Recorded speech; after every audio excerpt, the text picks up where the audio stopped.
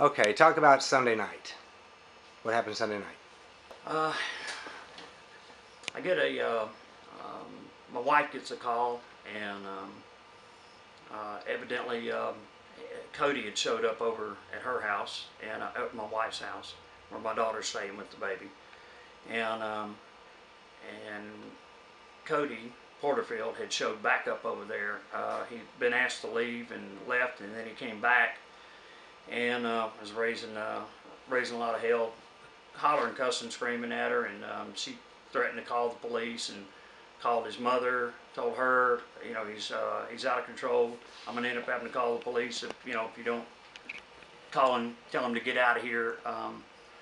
And it boiled up to where he just wouldn't leave, and finally grabbed her phone and ended up pushing her down on the bed and choking her. And she called her mother, screaming and crying, and scared to death. Um, Evidently, one of the neighbors of the manager had called the police already, and from my understanding, and then my wife called, and they ended up going over there, and I took off. We went over there, and I stayed. Police went up there first, so I stayed downstairs, and they went in and arrested him for domestic violence again. And this wasn't the first time. No, this is the second time, third charge. Now, what would you like? Now here we are with the second time he's been arrested for allegedly attacking your daughter, and first time he was allowed to plead down. First time he was charged for domestic violence against my daughter, and then another charge for my unborn grandson. And he was allowed to plead down to a misdemeanor. And look, I don't run the DA's office, nor do I care to. And I know that deals are met, and especially on first offenders, and on and on. But there was no. It was just a misdemeanor, a couple of $100 fine, and that's it. There was no probation saying, "Hey, we're giving you a break here. You go back over there and hurt her. We're going to bring back the old charges, and you can carry up to 5 years in jail." He just paid a fine. That was it. So the next day he was free to do it again and take another misdemeanor. Well, now he's done it, and he keeps getting charged with this. My concern is in this time it hadn't been through court. Maybe Skylar will do the right thing here and say, "Look, I gave you a break, even though I disagreed with it, with her being pregnant."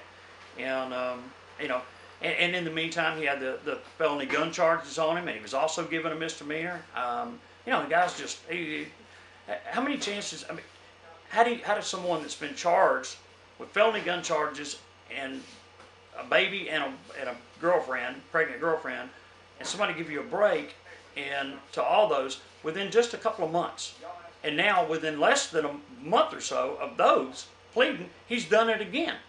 I mean, the guy is obviously not scared. He's either not scared of Skylar or not scared of getting in trouble, which I don't blame him, at this point. But, again, maybe Skylar will look at it and say, "Okay, I see what Randy's saying, but still I gave him a break, but now we're back here again." What I'm trying to keep is, I don't care. He can put him at a pig farm, ship him out of state. I don't really care. My main concern is the safety of my daughter and my grandchild. And,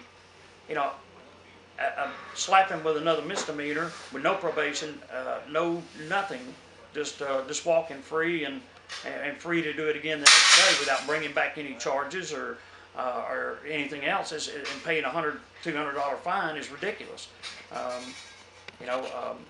He threw her down, he choked her, and he's going to end up with nobody there, her not making it to a phone, and he's going to end up strangling her and killing her.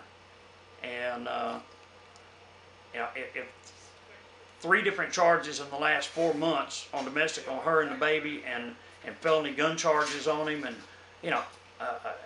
is not enough to prove to people that this guy is not right and needs to be handled. I don't know what is.